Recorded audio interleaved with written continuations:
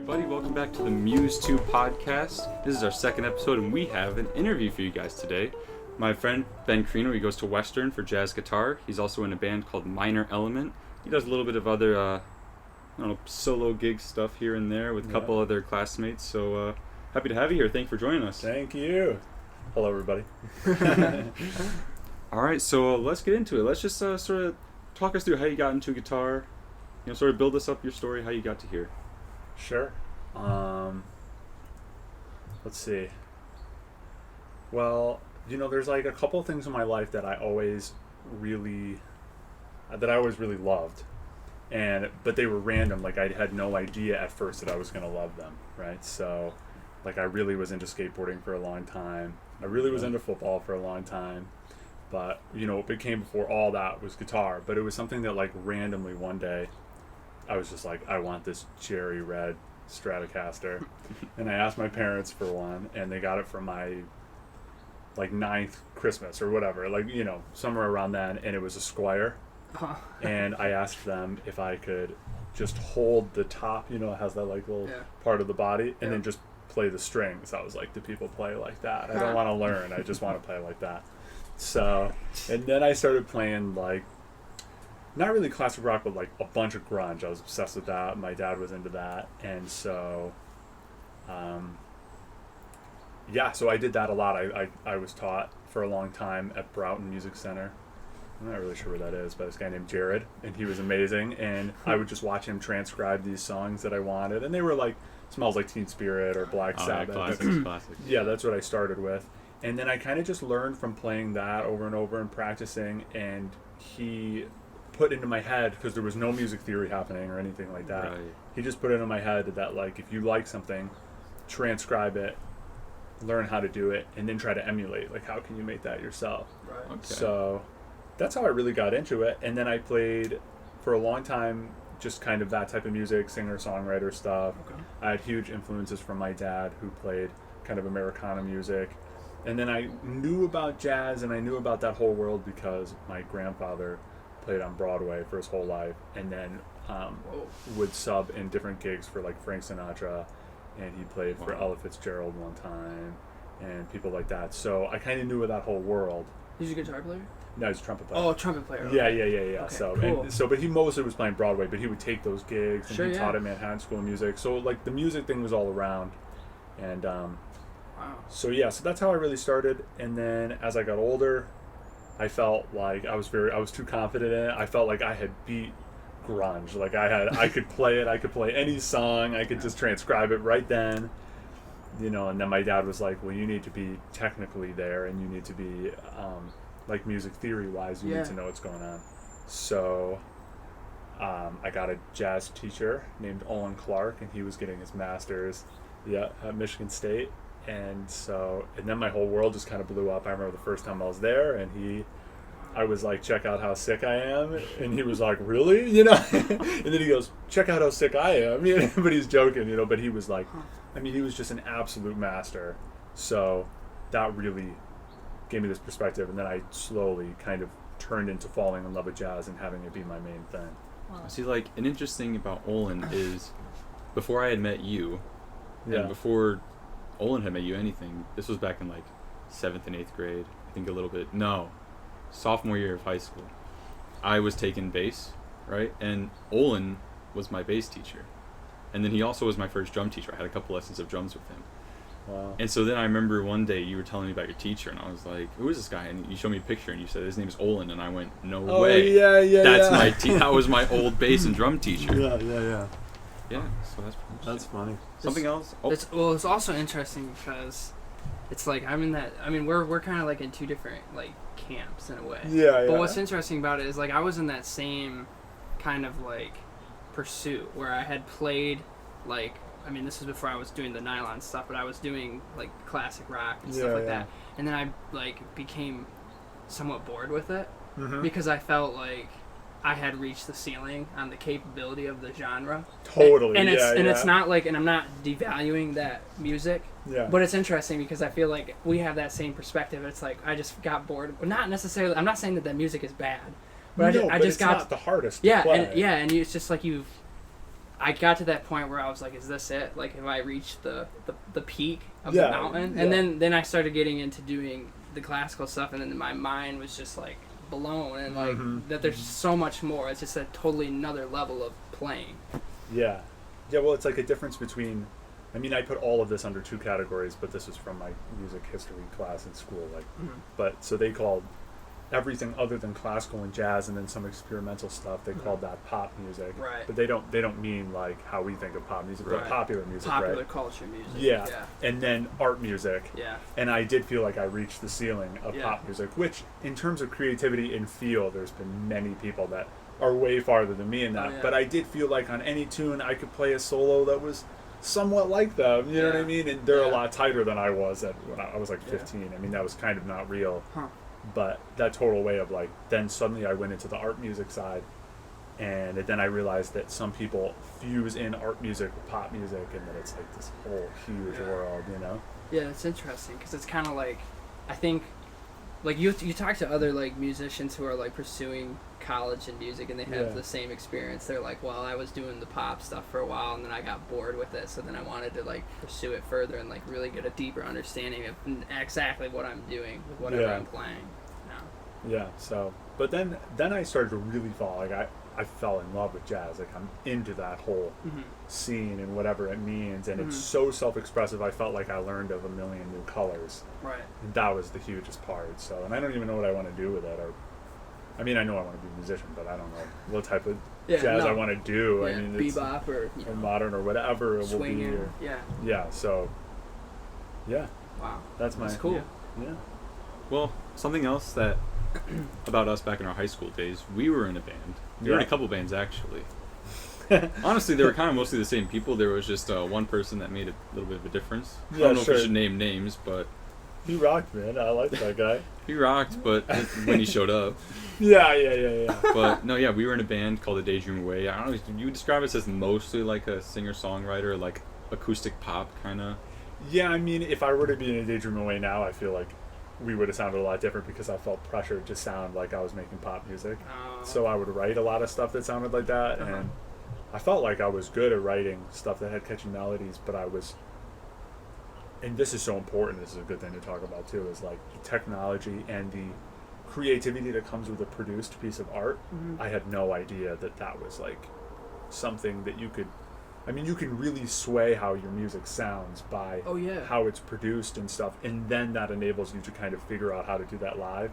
So I would say it was like super poppy and stuff like that, and very singer-songwriter stuff, and then we had like a punk rock side of it too. I wanted A Daydream Away to be like as many things at once as possible. Right, like a combination.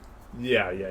Like we also had a screamer that he did like a couple live shows. Well, we would do like pop music and then punk rock music and then like really sad music. So then, all in one shot, like so like segments. Yeah, so so we almost like I had this idea of like getting huge, and then the first half of the show would be pop music and the second half would be screamo, and if you didn't want to listen to both, you could just leave or show up late, you know? Yeah. So we all had each member of our band kind of had like their own signature kind of style or way that they like to play.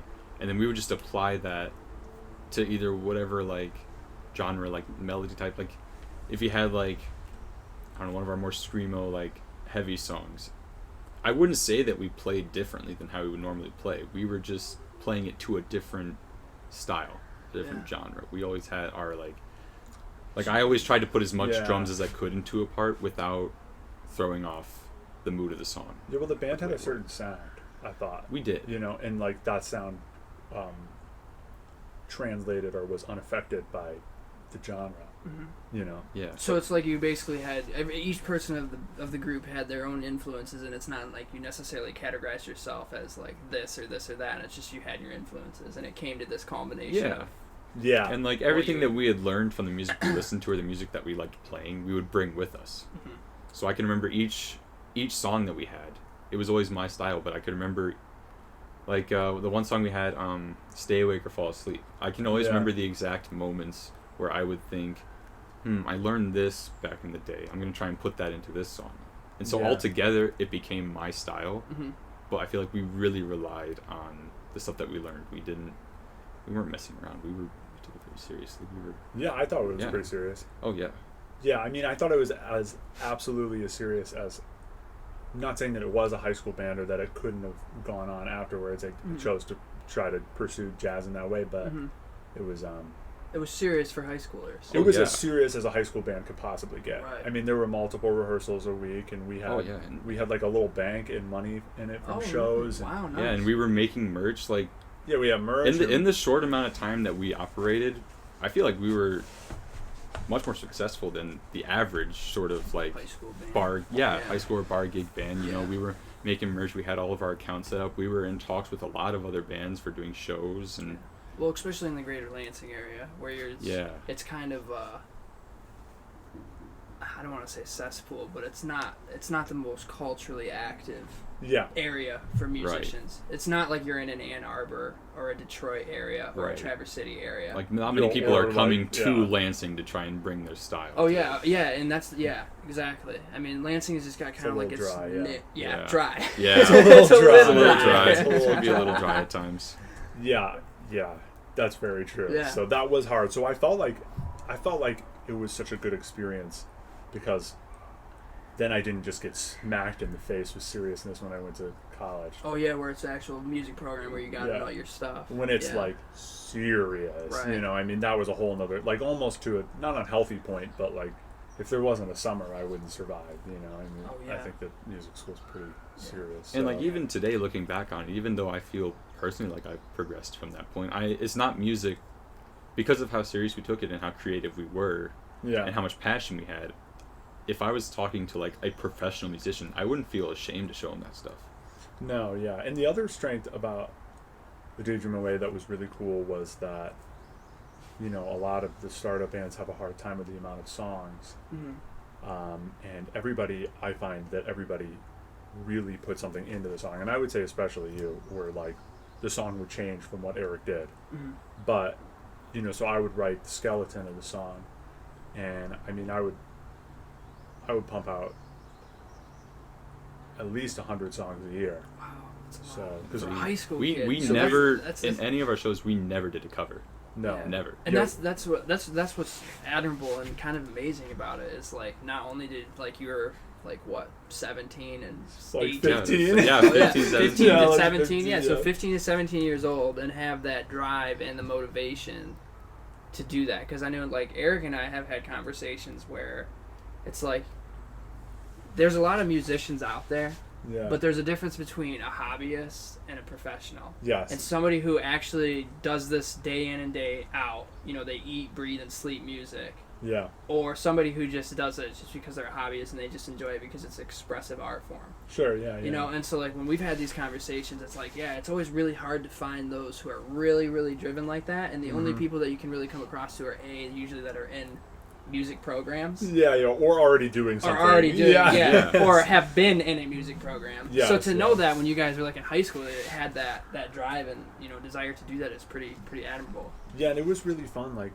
I mean, it was so cool to have that many songs like that. I mean, so like we had an album ready, right? And then I wrote a whole new album, and then we recorded that album.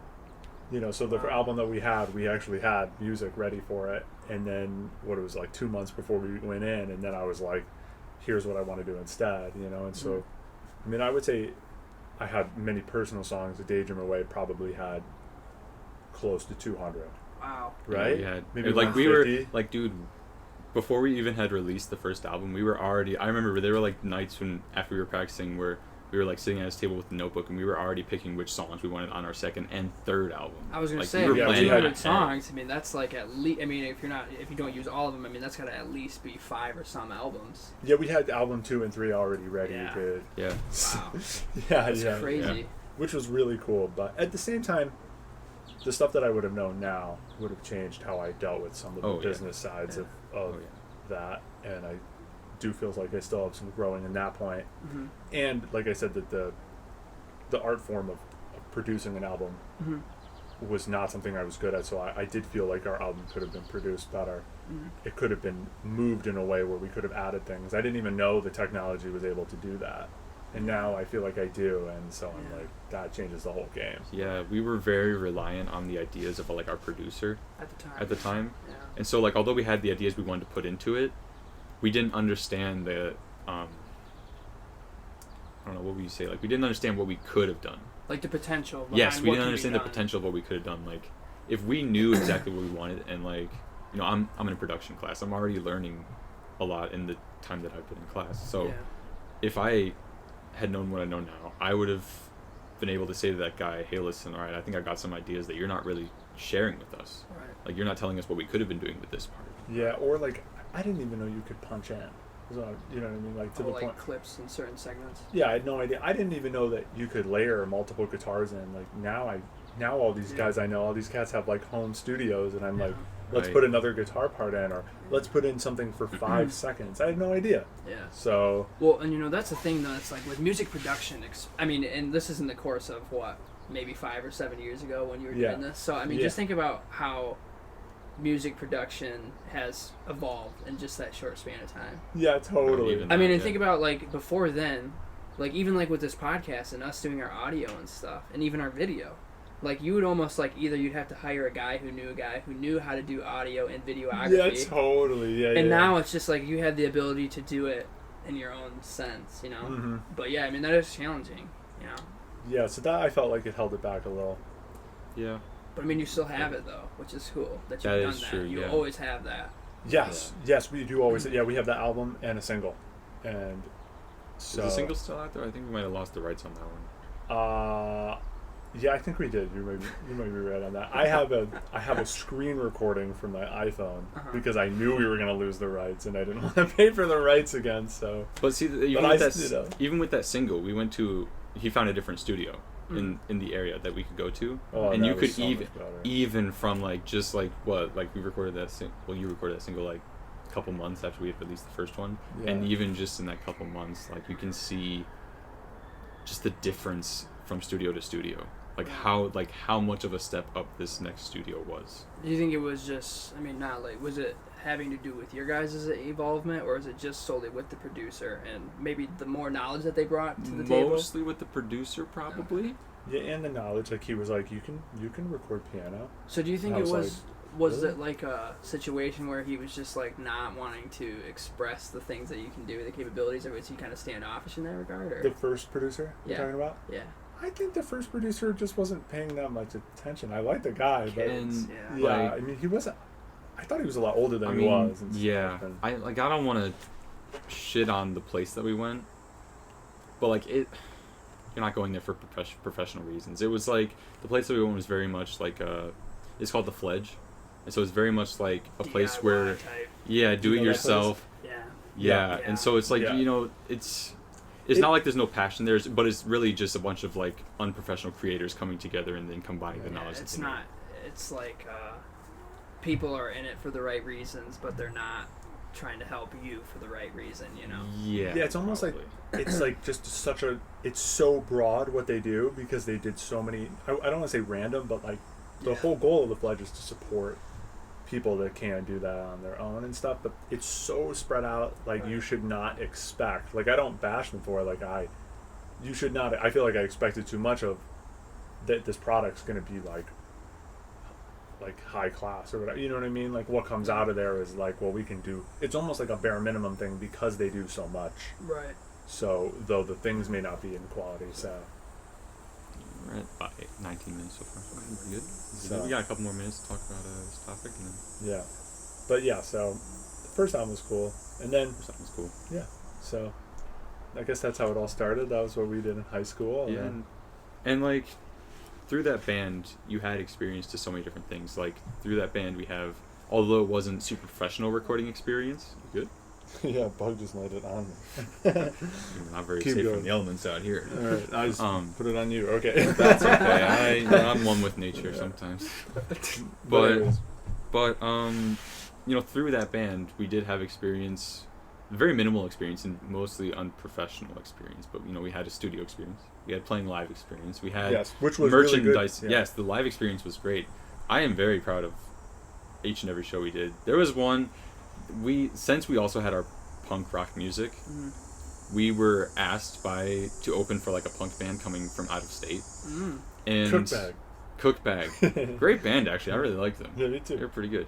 But you know, the venue asked us, like, hey, we've seen you guys play the shows. We think you're pretty good. We know you have some harder stuff. Would you be, you know, comfortable bringing that harder stuff to this show to open for them? We were like, absolutely. But we weren't really practicing our punk or rock stuff at that time, so it was... Yeah, and we had, like, no gear. Like, I was using this tiny Vox that I bought that was, like, definitely hot, like, definitely stolen, and it had no handle. I have it in my car. It was the one I was, like, thankful that we're not playing it today, you know? I mean, it's terrible, so it's my practice amp. But, like, that's what we used to play live, no pedals. Like, I clicked a little button on the Vox for the distortion. Oh, so it's all, like, on there? Okay. Yeah, so it's, like, guitar to amp. Nothing in between. So all presets. Yeah. So, like, that was hard. But it serves a purpose, though. Yeah. You know what I mean? I mean, think about this as your guys' experiences, and, like, these are experiences that, although maybe, like, laughable now, yeah, they're learning moments. And they were huge back then. And we were, like, 16. And you know, as much as I say in that concert we didn't feel prepared, it still wasn't bad. Yeah. We just, like I said, we were very serious, so we held ourselves to a very high standard. Yeah. Like the second show we ever did, we were just talking about this the other day, the second show we ever did, coming out of that, we felt disappointed in ourselves, very disappointed in ourselves. I remember we all went home and we were all just sort of like, we were down on that night. But then you look back on it and we're still probably the best performers that night, for sure. Yeah, that was a nice night, yeah. So we had good shows. That second show was how I learned that you could go to college for jazz like anybody in the world. Like, my teacher was so good, I didn't, you know. But then a band opened for us called Spectral Voyage, and this guy named Josh Moran, who goes to Western, he'll be getting his master's there now for jazz guitar. He started playing Donald Lee, and I was like just getting into jazz at that time, and I was like, you play jazz? I was like, normal people can go to school for that? You know, you don't have to be like already amazing, you know? And he was like, no, and he's amazing. But so just, that was a big like event that night, because then that's why I went to Western, because of him. 1, 2.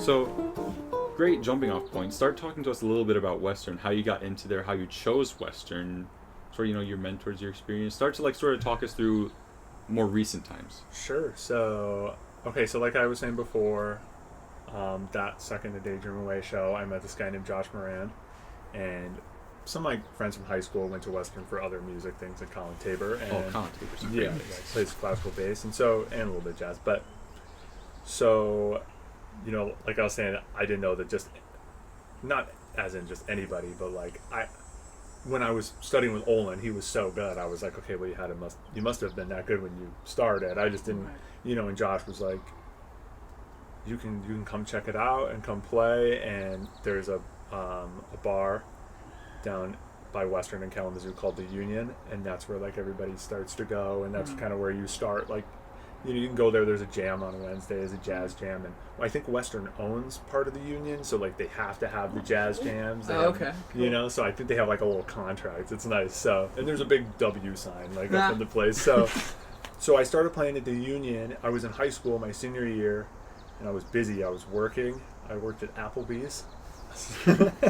And so, and so then I would go to Western every Wednesday night. I would work all the other days and try to practice and get ready for Wednesday night, and I would try to bring in a tune, and I would just play terribly. But I got this experience of going up on stage and jamming. Yeah. And you know, right before, Josh was my biggest, like I said, he really helped me in there, because he would jam with me before and give me encouragement and be like, dude, you sound good. Like, okay, let's go to the bar. Like, let's try to play. And then I would play there and get home super late and try to go to school and skip school a lot. And so I think it's good that you had Josh, because I think that's something that every musician will benefit the most from, is having like a sort of mentor. Like you can learn on your own. You can like give yourself that motivation, but like we all need, beyond just a teacher, just like a friend, someone who like really believes in you, is going to help you every step of the way.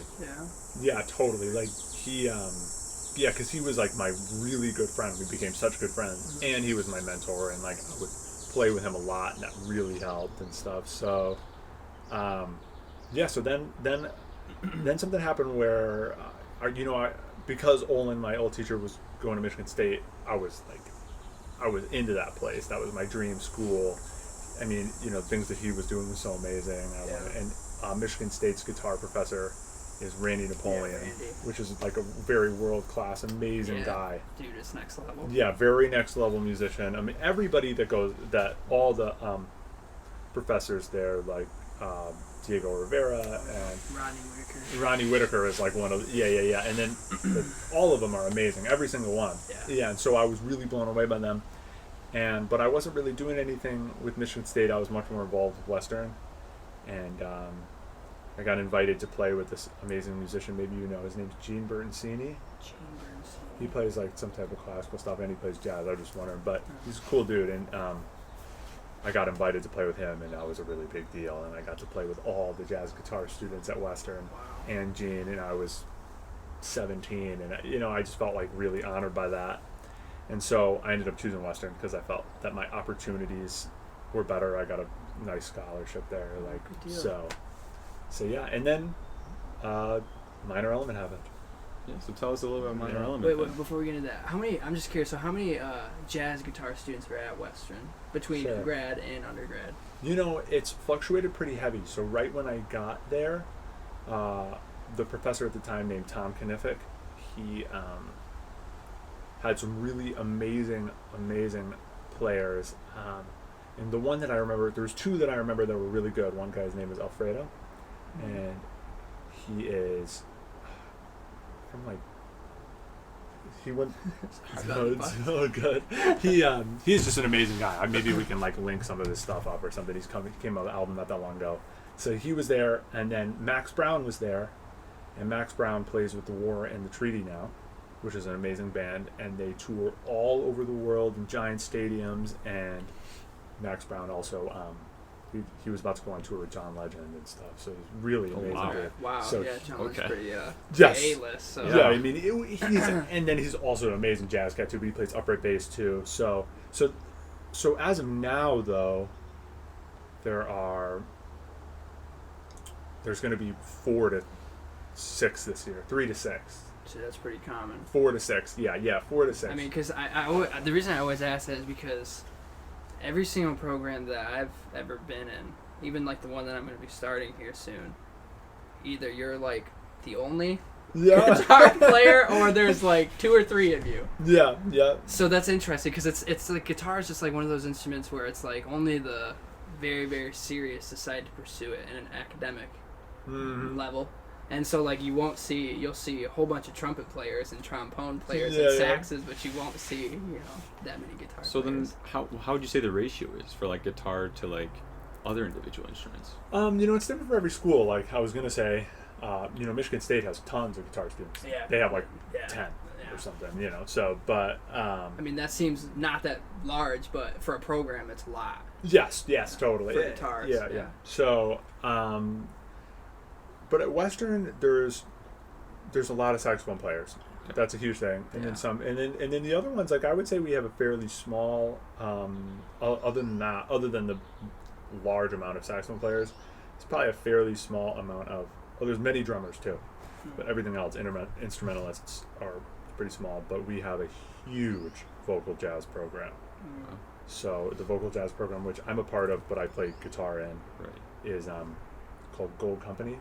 And I mean, it's absolutely like world renowned. We have people from New York coming to live in Michigan to come check out. So Gold Company's the real deal, and that's with a director. The director's name is Greg Jaspers. He's like a wonderful, just top vocalist. he subs a lot for the New York Voices. Maybe somebody will know who that is, and they're really amazing. And Gold Company travels around a lot and stuff. So Okay. But so the ratio, like there's about as many bass players as there is guitar players, Okay. and about as many piano players, maybe a little less, and then like 30 vocalists and 30 drummers, so Wow. and 30 saxophone players. But so not a lot of trumpet players, but the guys that do come in are amazing. Yeah. You know, and we have an amazing professor for that too. So Okay. so yeah. So then what we're about to talk about is minor element, Yeah. which is talk us about minor element a little bit, and then tell us how you got into minor element. Sure. So Minor Element is a 9-piece jazz fusion funk band, and I say funk because each player is either more on the jazz fusion or more on the funk. You know what I mean? So it's like it's really cool, but it's pretty much both. And then pretty much every single one of the guys in that band are like amazing church players. Like they play a lot of that type of music, which when it comes to jazz fusion and funk is like the best ingredient to put in there. So it's a 9-piece band. They've been playing a lot. They're amazing. All the people in that band are just like absolutely incredible Just musicians. geniuses picked out of. Yes, everywhere. And it's all the band started with this guy named Braulio Green and Brandon Fitzpatrick, and they are from Battle Creek. So they're not Western. This is separate from Western. Then. yeah. We have some guys in it that are from Western, like our saxophone player, our trumpet player, me, and then our second keys player plays in it. 2 keys players. Yes, Really yeah, 2 keys players. Yeah, and then our bassist went to. He's gonna hate me for this because I never get the instrument right. He doesn't like when I say this, but he went to Western for oboe or bassoon, but I tell him it's the same instrument, which makes him mad. Similar pitch range. Yeah, that's what I'm saying. Similar pitch range. But he's a great bassist. So, yeah. So, and I play with minor. That's been like the best experience for professionalism. We have an album coming out. I'm shooting a music video with them tomorrow. Wow. For 4 tunes. Link in the description. Yeah. Yeah, they rock. We should link that because they're just so amazing. And and we've played all around. We play in Chicago, and we play in Canada, and we play in Detroit. And so, yeah, we had a big tour this whole summer, but the COVID thing happened. So, but I got into minor because I was playing at the Union, that bar that I would play at in high school. And it was like a late night jam, and it was probably close to midnight. I guess the jams only went to 10, but we were there late or something, or people were playing late, and these 2 dudes came up to me, and they're like big and buff, and they had sunglasses on. It's like nighttime, okay, And I'm sitting there with a couple buddies, and I played All the Things You Are, and I was trying to play like this guy named Mike Morano. So I was trying to play all this modern stuff and like just get into it, and I was just playing kind of bullshit. But anyways, so they thought it was good, And they come up to me, and I'm like, who are they? They're dressed in all black. Like just all like black shoes, black everything. It was just funny like that. And they were like, can we talk to you in the back? And I was like, either these guys are going to kill me or sell me drugs, or they're like super dope musicians, and they're going to ask me to play with them. And I was like, I'm willing to take all those risks. So I went to the back, and they offered a spot, and they offered me to audition for them. And I took that very seriously, and I auditioned, and I was in. So wow, that's awesome. Yeah, and that's like one of the best things that ever happened. They rock. Yeah. So yeah. Anything else about Western you want to share? I don't know. I mean, I love Western.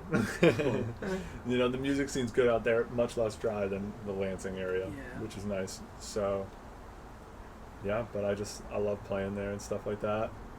Hope to get my master's, probably somewhere else, but yeah. Excellent. So, yeah.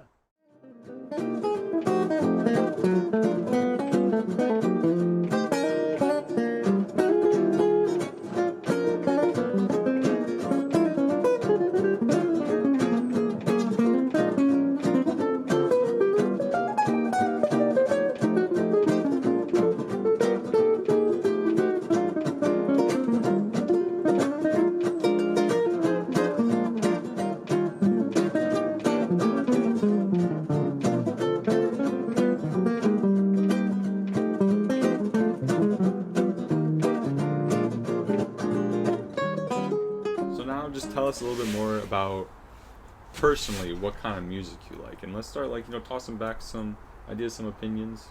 Sure. Let's get candid with the boys. All right. Let's see. I mean, now, I'm huge into jazz, all types of jazz, and personally, I'm somebody, and I like shit weird. So, I like really straight ahead jazz. I appreciate that. Mm-hmm. And then I like when things get weird. And one of my favorite things about our friendship is, since you moved away, it is harder to see you, but every single time we see each other, we've each got 3 to 4 songs that we're like, I really want you to listen to this. Yeah, and so everything ranges. I feel like my range is huge like that. But I don't listen to. I like old country. I don't want to say real country to offend anybody, but I mean, all music is and when you like that music, it's totally okay because it's fun music, and personally, maybe I could use a little bit more fun music in my life, so I appreciate that, but I don't listen to it. But I like kind of old school country and blues. I think they all come into jazz. And then I don't listen to... I listen to stuff kind of rap that has jazz parts of it. Like if you guys know No Name, I really like her. And I like Chance the Rapper and stuff like that. Chance the Rapper's pretty good. That's a good example. Who else? There's a guy named Alpha Mist. It's really great. I love Braxton Cook. You guys know who that is and stuff. So... I like that kind of R&B stuff, but I don't listen to rap really, kind of just straight ahead rap. I don't listen to that anymore, but I really appreciate it, and I used to a lot. So, yeah. Well, so you've also got a friend, Alex Whipple, who you've got this little group called Betsy J that you're working on. Yes. And that is sort of even more so than Minor Element, just attached from sort of your studies, right? It's sort of you and him getting in a creative headspace and then just throwing back ideas. So, how would you say all of the stuff that you've been listening to and all of your past sort of brings into because with Minor Element you're playing to the rest of the band for the most part, right? Yeah, it's a style, it's a taste that I put my own twist on, but I stay in that lane, right? Yeah, sure. But then so when you're in that free-for-all creative headspace, how would you say that your style is being affected and where is it coming from?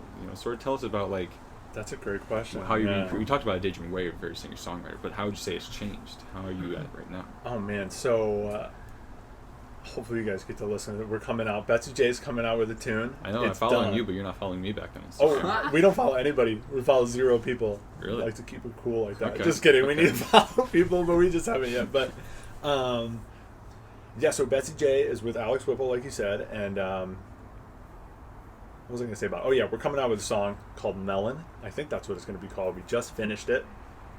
So that's coming out, by this month or, early August. So that's going to be cool. Okay. Anyways, so... And this also really ties into that whole producing thing and, the art of that. He's super into that. Alex Whipple's a great musician.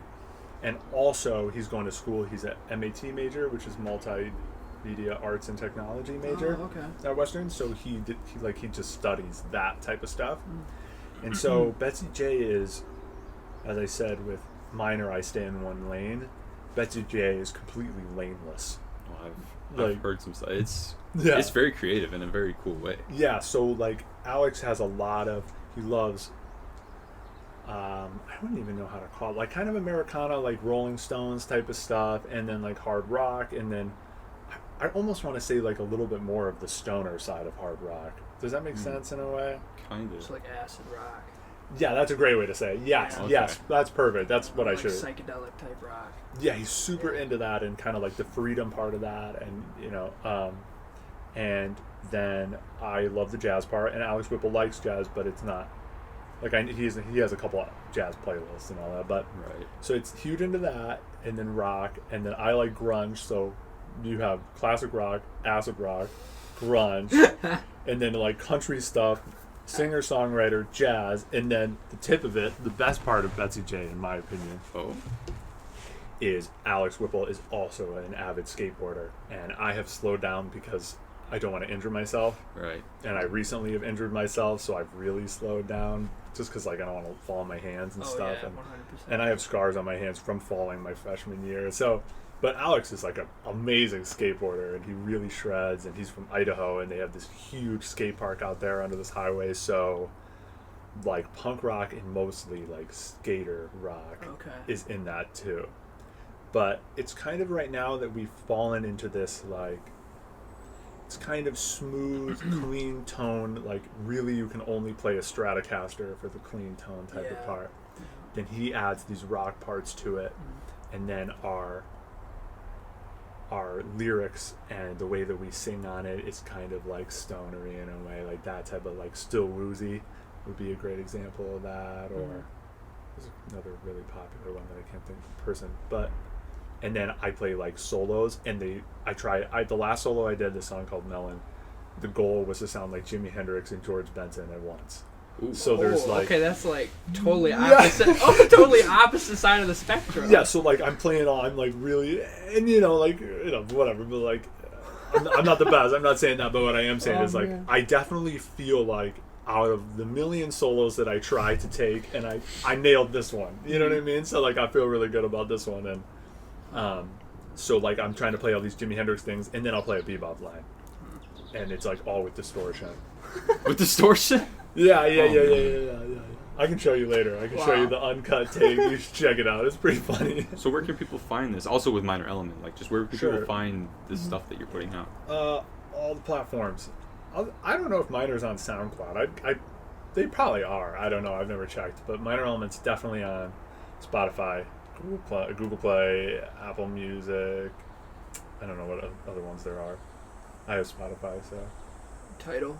I don't know. I always felt weird because like whenever I'm trying to ask people about music, they're like, "Oh yeah, just look it up on Spotify," and I've never used Spotify. Spotify's the bomb. I've never used Spotify either. I don't know. Really?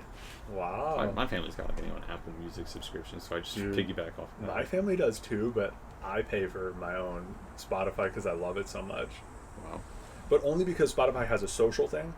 Not like how, like, Venmo has that stupid social thing. You can see everybody. I don't like that. Someone just said $5 for a Big Mac or whatever. Yeah, that shit's stupid. But Spotify, you get to see what other people are listening to. And I follow like cats that I like Bobby Broom's a jazz guy that I love, or Olin. I follow these guys, and so then on the side I get to see what they're listening to. And so like half of my music has come from my little sidebar on my computer on Spotify. So okay. But then also Betsy J, just to finish what I was saying, or what you asked, is on all of those too. Okay. So we have a first song called, it's either Wordless Color or Worldless Color, but I can't remember. But that's our first song. W color. Yeah, something, which one of those? Sorry. And then it's just Betsy J if anybody wants to look it up. But anyways, so that's on all of those platforms too. And this new one will be too. So Interesting. But so Betsy J is like humorous, I think, with all of the things that's in it. And it's nice to be in a group where it comes out exactly how we want it, because we do not give a shit what anybody thinks of it. Because you guys don't even produce through a studio, right? It's all through the Whippleman's stuff? Yeah, it's at the Whipple's house. Yeah, and he has this, I wish I could tell you guys what type of board it is, but it's old, and it's like this big. And the tone that comes out, somebody gave it to him. He works at Guitar Center. Oh, wow. And it's like worth like $2,000. Yeah. And it's huge. It's got like 20 different channels, and the tone that comes out of that thing is just unworldly. I should work at Guitar Center. Yes. I want free swag. Like, what the heck? Dude, I know, and these people are just giving it to him for free. They're gonna just like pitch it, like throw it away. I guess so. And Whipple was like, "Can I have that?" And they were like, "Yeah." Think about how many things like that, though. I mean, like all the old like analog stuff is kind of like obsolete nowadays because everything is so digital. But like you don't get, like as you're mentioning, the same type of tone. Yeah. And like I don't know, like you ever listen to those old like records and stuff that have the like scratches, not like scratches, but the imperfections on them, like the tape sound. Yeah, and stuff? Or like when you maybe listen to like that's what I like about it. Some of the Beatles songs, it just sounds much more raw. Oh, you can sometimes hear like maybe a mistake or something. The tape effect. Yeah, you know, and like you can see those plugins on there where it'll be like, you know, digital tape effect or whatever. Dude, Whip and I do those sometimes too. Seriously.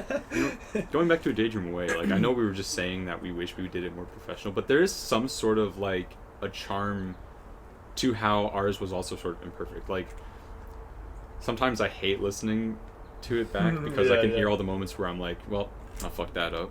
Yeah, totally. You know, but like there's something just a little almost nicer about that in a way for some reason. Yeah, it was really wholesome.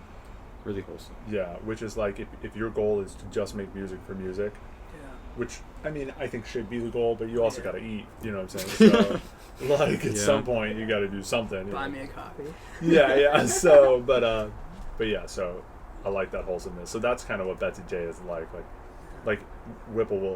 Alex Whipple will say like, let's do this, and maybe and he's gonna like when he hears this, but like I'm usually like, dude, that sounds terrible. And not that sounds terrible, but I'm like, that sounds like a terrible idea. And then he puts it in, it sounds great. Yeah. So that's nice to be able to be expressive on, not to have to worry about like sitting down and say, oh, I have to write a pop song because I know it'll be liked, opposed to I can just write this because, you know, for the fuck of it, you know, if I'm gonna like it because I enjoy it, you know. Yeah, we have fun. Like we have a few drinks sometimes and we're making the music. Like I finish all my practicing for the day and then I go over there and we're just like messing around. And yeah. So it's like a leisure period too. Yeah. You know, cool down almost. Yeah, and we get that art of producing because so much of it, there's lots of like in this new song, you'll hear a part where it sounds like the vocals go through a tunnel and shit. So, yeah. So does now to reverse it, we talked about like, does any of the stuff from your studies go into Betsy J? Does any of the stuff from Betsy J, not like you can necessarily implement it into like, of course, when you have to play a certain piece, but do you find yourself in jazz thinking, maybe I should start implementing some of these ideas? Maybe just the art of how things come out. Like, I often only worry about the timing and the notes that I'm playing. But, like, maybe I want, you know, like, one of the things with Betsy J is, like, okay, like, how are we ending these songs? Or how do they start? Like, just maybe those abstract ideas, maybe not the theory or stuff like that, but, like, the art of the whole product, even in a jazz combo, is something that you see masters do flawlessly, or they make it up on the spot. But if you don't practice those things or start to do them, it's like you'll never, you know, that just doesn't come like that. You know, Right. You'll work at it. So so that's kind of what came out of Betsy J, you know. For me, like I notice that people will enjoy the music more if you're like, okay, here's this intro I wrote, or this is how we're gonna end, you know. So like, speaking of live, because we want to try and keep a little current here too. Sure, give us another outlet to sort of speak our minds. How do you see, like, as you know, all of us are musicians, we all are, you know, even going into different sort of avenues of music. Being in like Minor Element, Betsy J, all that stuff, all your life. I know you're doing some streaming networks, but how do you see like you personally getting back into the live playing scene, getting back into sort of music normalcy? After like lockdown and everything, because everything's fucked right now. Yeah, it is hard. I mean, I've thankfully spent a lot of this time practicing and stuff. So like, and I know that's not what you're asking, but no, but that's like one of the best things. As you know, like I would hate to be, I would hate to if I was just pursuing like the business or the production of music right now. I would hate that because I have nothing to put my passion into. But thankfully, all of us are musicians, so I feel like all musicians have sort of found the light side from quarantine and everything, in that we've just been able to grind music however and when we want. Yeah, and there are some people that like struggle with the creativity, like they're like, okay, well I can't play for people. So but I personally love practicing. So like, you know, some people say like my roommate talks about, he's like, well, I play music for an audience, it's for them to enjoy and feel. But I don't know if it's selfish, but if I was stuck on an island, I'd be playing for myself. Yeah, I'd still be shedding. You know what I mean? Like I'd still be like, that's not good enough, you know? So but to get back into the live scene, you know, doing stuff like this where I get to play with other people kind of like puts me back into where I'm at. You know, that's like pretty real. And I have another group. I do like a duet with this girl named Faith Kwashi, and she's a wonderful, amazing jazz vocalist. So we're coming out also with a music video or a live video. So so just practice, like being with those people and like taking advantage of like pushing content right now. And I'm going to post a train, you know, that helps. So, but in the few shows that I have been playing, whether or not they're just to make some money, have like, I think I've already had my terrible shows because I haven't played a show in a couple months shows already. And then when I come back into school, hopefully I'll be ready to hit, you know. How is Western sort of dealing with, you know, COVID and everything? Like, how does your next year look like? You're going into your junior year, right? Yeah. I should probably read my emails more. So he's honest. Yeah, so I don't know. I mean, what I do know, I guess I do know, but like, I don't read all the emails that come through. But we are doing like a lot of other schools, a little bit different than Michigan State stuff, but we're doing 2 months or 2.5 or something like that in school. We start, what's next month? September, because August is next, right? Yeah. I almost confused. Yeah. I was like, wait, next month is August. I guess I meant the month after that, yeah. So we start September 2nd, and then we go almost till Thanksgiving, and then we're online from there. Wow. Wait, so you're going to be in person? We'll be in person, but lots of classes will be online. So, like, my music theory class will be online. But, you know, the perks of being in jazz school is, like, being around those people. Yeah, and like the other thing is like there's only 5 people per class anyway. Like my jazz arranging class isn't going to be more than 10 people, and so we can socially distance still. Opposed to a 100 level psychology class. That has like 200. Mine had 200. Yeah, so that'll. So I think not a lot's going to change for me for those first 2 months because everything will still be in person. Right. Other than my music theory class and like I have something like a religious other class that will be online, so stuff that doesn't matter, right? Yeah. so I'm gonna but then it all will change like second semester if we could, you know, come back. But are your ensembles going to be online? So that's a big thing. So like I said, I was in Gold Company, and there are probably 15 vocalists and 5 instrumentalists or 20 vocalists. So I'm actually excited because I think that we're going to have online content if Gold Company continues. I think you have to audition to be in, or you get placed into different ensembles, but I love Gold Company. I wouldn't mind being in it again. So if I were in something like Gold Company, I think that we would do like lots of online stuff. And Western's great about that. Their professors, all the professors have been making videos of them all playing together, like separate videos and stuff. Wow. Yeah, and like that's almost harder. Yes. I mean, unless because you have to like put on the click track or whatever, how they're setting their tempo or whatever, and then putting it together, post edit. Yeah, and set your solo like. Yeah. Then it's just your guitar. So like if your professor wants to know how you're doing, you know, and soloing without the chord changes. I just hear it in my head. Yeah. So I think that's what we're mostly doing. But for like my girlfriend Emily, all of her classes are online except one, and they used to not all be because. Those bigger classes, she's got some like gen eds and. See, I find it interesting that you said that. Is that all of Western, or is that just Western's music that's going online around Thanksgiving? Everybody's going online. In fact, probably the music school is the least online thing at the moment. The music and art school, because there's so little people coming through that area. Right now. What's interesting is because I'm starting at Eastern in the fall for my master's. Yeah, sure. And Eastern. Because, like, this is funny on what we're talking about, because the grad program only has, like, 10 students. Sure. We can run all our classes. I don't know about the ensembles, though, because all of the grad classes can all be distance, but, like, jazz ensemble and stuff, though. I'm not sure. I think the combos can run, because there's only 3 or 5 people in them. Sure, yeah. But I don't know about, our choir program at Eastern, it's got, like, 150 people in the class. Oof. So they're talking about, like, in order to mitigate that as an issue, they're talking about separating it and making it, like, 3 different choirs or something like that. But the problem is that's still 50 people per choir. Yeah, so they have to have, like, 15 choirs. So I wonder how many people, do you know roughly how many people that might be per voice part? I have no idea. Because I mean, they used to have it set up as 2 choirs. They had an all-men's choir, and then they had a collective choir, because I guess there's like a lot of men vocalists. Right. That rocks. Yeah. So, but now they're gonna like try to, like, in order to mitigate that again, they're talking about how they're gonna like separate people in the corners of the rooms and wear masks and. I mean, I know. Singing with a mask. My LCC choir doesn't do it because we don't have the time to do it. You know, you only go there like 2 nights a week for like, was it like 2 hours at a time? Yeah.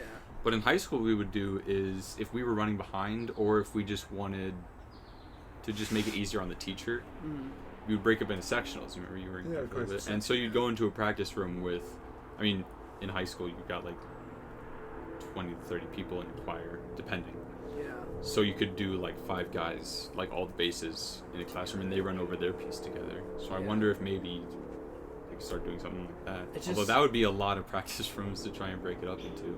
It just sucks because like the point of like going into an ensemble or music education is to be the immersion of the experience. Yes. And so like when you're not getting that, you really and it's like, well, I don't know. Maybe I feel overly disadvantaged, but I just feel like as a music student or any art students, whether that's dance or studio art, you cannot do it online at the same justice that you can. Like, okay, if I'm a psych major, go ahead, put that shit online. I don't care.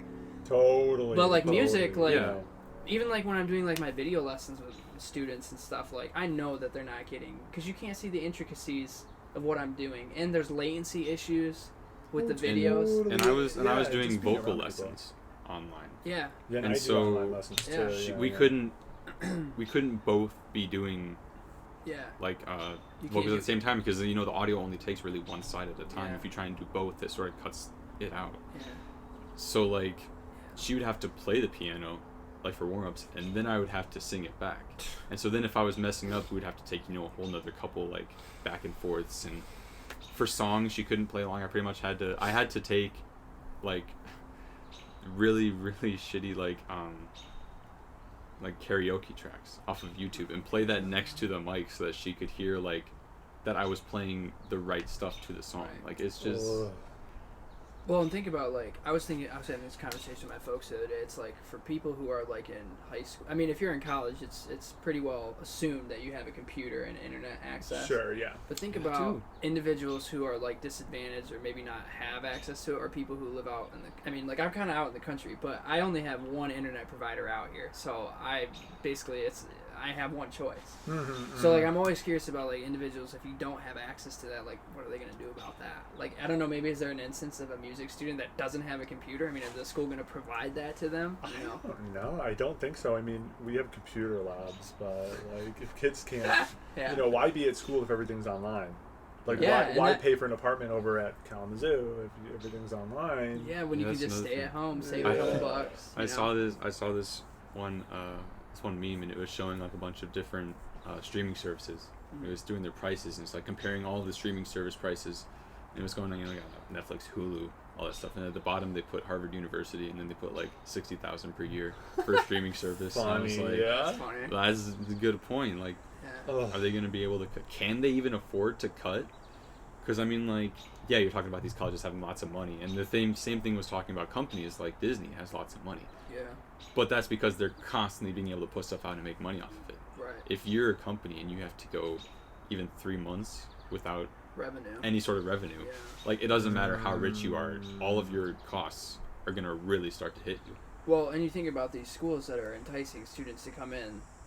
What do they do to get students? They invest in the stuff that they have, their faculty. They say, okay, I want to go to Western. I'm going to be a jazz major because they have state-of-the-art faculty. State-of-the-art equipment to use. If they're constantly upgrading that and make sure everything is up to snuff, and just like you said, they don't have students to balance out that, they can't afford to take scholarship cuts. Maybe. Well, I mean, shoot, sorry, I mean to jump at you, but look at LCC. Look at all the statues they just added in. We're talking tons of, hundreds of thousands of dollars in these stupid. I shouldn't say stupid. These art statues that are outside, and clock towers and all this, trying to make the campus look homey and stuff, try to entice a nice environment. I find that interesting. I already thought it was a very nice campus. Well, I know that, but I'm just saying that they're just trying to like bring that in, and it's like, well, we got to pull the plug on all the tuition because we can't have you in person. So, I know. Well, some college not like. Well, I support everything that Western's doing, and because some of my stuff's on still in person, I'm okay with it. But I couldn't imagine people are still at Western. They're still paying full tuition for online, which is pretty crazy. Yeah. And so, I mean, I support because personally, I'm in a place where I still get the whole experience. But I mean, for other people, I do feel bad. That's kind of a touchy or fishy. You know what I mean? Like that's a hard one, but so. Like, at least right now, Western's revenue is still probably trucking it.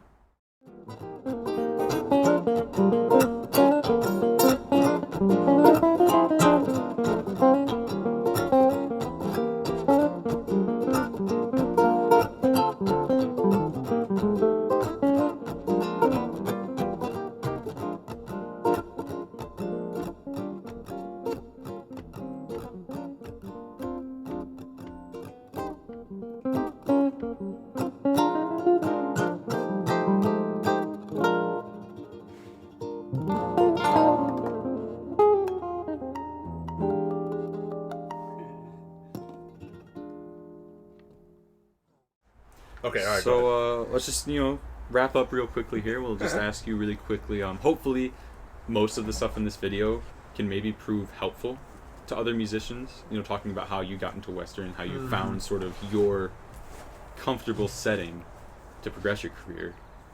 Going off of that, do you have anything else that you would recommend or any tips of advice for other musicians? Yeah, so, I mean, like, I do hope all this stuff helps, and I mean, personally, I just gotta say that, like, if you're thinking about going to music school or you're thinking about doing that, or even in these times, like, I think you should.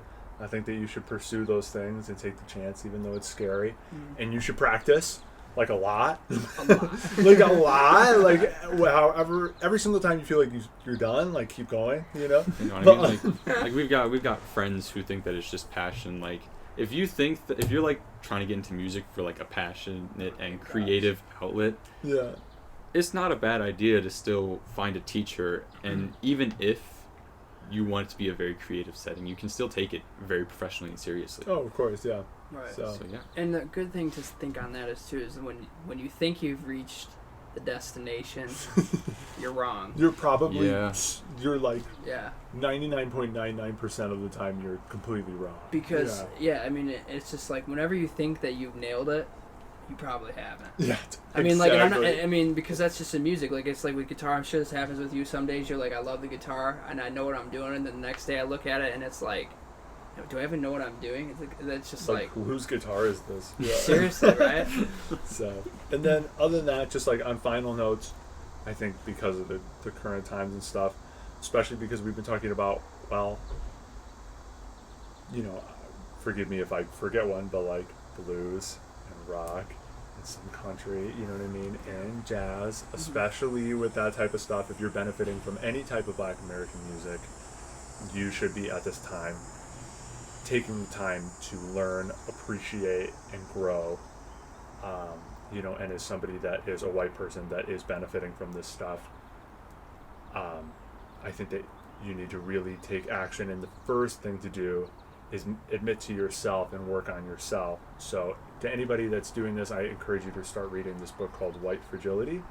I'm in a study group of Western jazz musicians that we read it, we reflect on it every week, and that has really helped open up the conversation and start up the conversation. And then also, I encourage people to donate to whatever thing you want. Recently, Faith, one of the people that I work with, Faith and I have donated somewhere around, it's either $1,300 or $1,500 in that, to that thing. Did I say what it was called yet? Not yet. Did I forget? Sorry. But it's called the Black Arts Futures Fund. You can find it right online. The other one that I really support is Campaign Zero. I encourage everybody to read what those things are before you donate. But so, or sign some petitions too. Just any way that you can help. Yeah. Within, like, your power is probably a very good thing to look into. Yeah. In the community. And I really think that the reading is important because it's slow and it's intimate and it's, I don't want to say painful, but you really learn a lot from those things. It's jam packed. It's a larger commitment than a documentary or you know what I mean, in that ways. So I can't speak too much other than I'm somebody that is starting the conversation with myself, with other people, and I'm learning. But other than that, I really can't speak on it because it's not my lane. But so I do encourage people to do that, especially if you benefit from any of those genres in any way. Which is pretty much every single genre you can think of. Yes, which is every single one of them. Yeah, there's not a genre that hasn't been touched. So that's my ending messages. Thanks so much for having me. Thank you for joining us. Appreciate this has been a very good experience. Thank you for sharing your experience with us. Thank you.